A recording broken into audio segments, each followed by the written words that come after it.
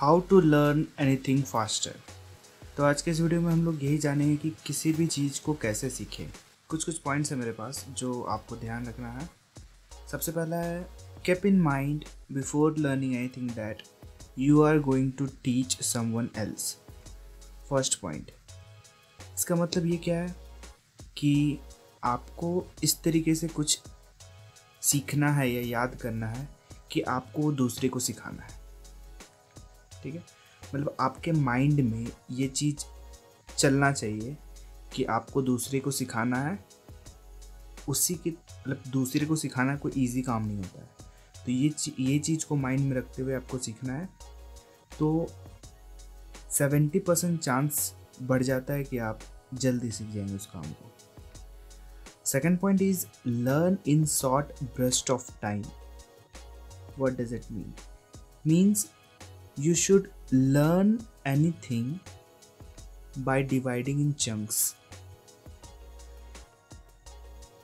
30 to 50 minutes का एक particular chunks में अगर आप याद करते हैं किसी चीज़ को या फिर किसी चीज़ को सीखते हैं तो आपका अच्छा खासा चांस है कि वो आप जल्दी सीख जाएंगे।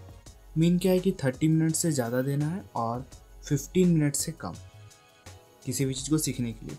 और इन बिटवीन अगर 15 मिनट्स हो चुका है तो आप 10 मिनट्स का ब्रेक ले सकते हैं। इससे क्या होगा कि आपका माइंड रिलैक्स हो जाएगा उस टाइम पे।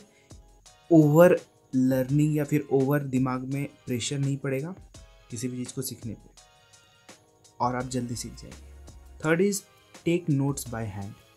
What does it mean? Not laptop, not smartphone, you should take notes by your hand. आपको अपने हाथ से लिख के किसी भी काम को करना है, चाहे आप पढ़ रहे हैं या फिर किसी पर्टिकुलर चीज़ को सीख रहे हैं तो आप अपना नोट्स बनाइए खुद के हाथ से। Don't use any electronic medias. Fourth one is use the power of mental spacing. What does it mean mental spacing? Mental spacing means किसी भी काम को आप एक पर्टिकुलर इंटरवल में रिपीट कीजिए। यानी कि अगर आप किसी चीज़ को सीख रहे हैं, किसी टॉपिक को याद किए हैं तो उस टॉपिक को आप हर 2 वीक में एक बार रिवाइज कीजिए। इसको कहते हैं मेंटल स्पेसिंग। यानी कि एक पर्टिकुलर स्पेस दे के किसी भी चीज़ को रिवाइज किए तो आपका मैक्सिमम चांस होता है कि आपका दिमाग उसको अडॉप्ट कर लेगा कि इस चीज़ को हमको याद रखना है।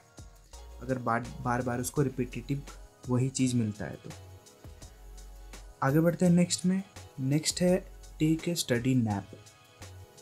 मीन्स अगर आप किसी भी चीज़ को पढ़ते हैं या फिर किसी भी चीज़ को सीखते हैं तो सीखने के बीच में जो ब्रेक लेते हैं वो तो ठीक है, साथ ही में अगर लॉन्ग ब्रेक लेना चाहते हैं तो उसमें एक छोटा सा नैप ले लीजिए।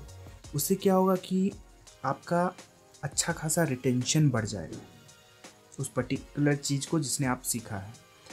स्टडीज़ में ऐसा पता चलता है कि अगर आप नैप लेते हैं तो 10 आउट ऑफ 16 वर्ड्स आपके माइंड में याद आपको रिकॉल हो जाता है। वहीं पे अगर आप नैप नहीं लेते हैं, उस गैप में आप किसी और काम को करने लगते हैं तो आपको 7 to 8 वर्ड्स रिकॉल होता है। यानी कि 2 सेशन के बीच में जो आप पढ़ाई, मॉर्निंग सेशन और आफ्टरनून सेशन में, तो उस बीच में आपको स्टडी नैप लेना चाहिए। Sixth thing is change it up. What does it mean change it up? Change it up means, this is the last point. Change it up it means कि आपको पढ़ने का तरीका या फिर किसी भी सीखने के तरीकों को बदल के एक पर्टिकुलर चीज़ को सीखना है। अगर आप एक काम कर रहे हैं जो कि एक लॉन्ग ड्यूरेशन का है तो try to change your technique of learning that.